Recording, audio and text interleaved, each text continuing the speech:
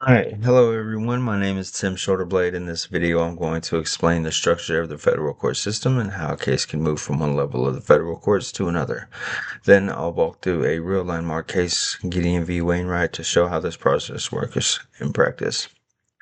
The first level of the federal court system is the U.S. District Courts. These are the federal trial courts, and they are the starting point for most federal cases. District courts handle things like evidence, witnesses, jury trials, and the initial verdict.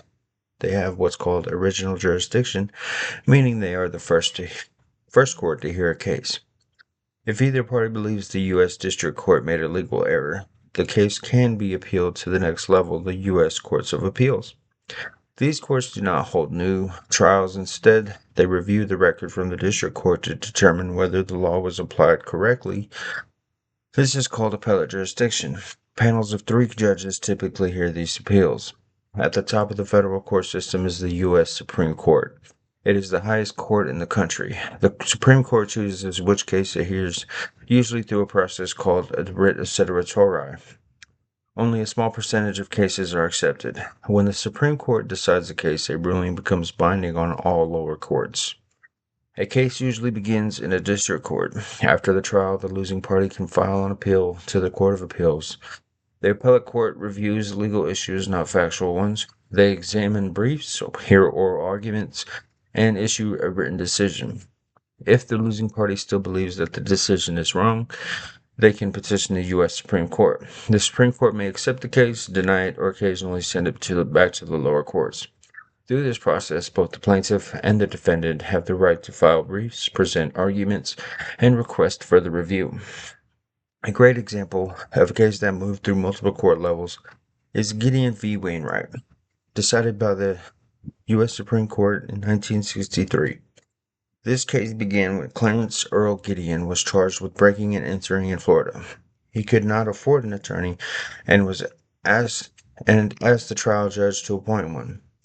The judge refused because Florida only provided lawyers for defendants charged with capital crimes. Gideon represented himself at trial and was convicted. Gideon then filed a petition for a writ of habeas corpus with the Florida Supreme Court, arguing that his constitutional rights were violated because he had no lawyer. The Florida Supreme Court denied his petition. After that, Gideon handwrote a petition to the U.S. Supreme Court asking them to review his case. The Supreme Court agreed to hear it. At the Supreme Court level, the justices ruled unanimously that the Sixth Amendment requires states to provide attorneys to defendants who cannot afford one.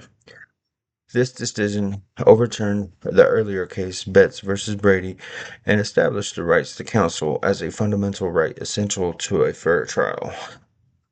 This case is a perfect example of how a case can begin in trial court, move through a Supreme Court, and ultimately reach U.S. Supreme Court when constitutional issues are involved. In summary, the federal court system has 3 main levels: district courts, appellate courts, and the Supreme Court. Cases move upward through appeals, and landmark decisions like Gideon v. Wainwright show how the process works and why it matters. Thank you for watching.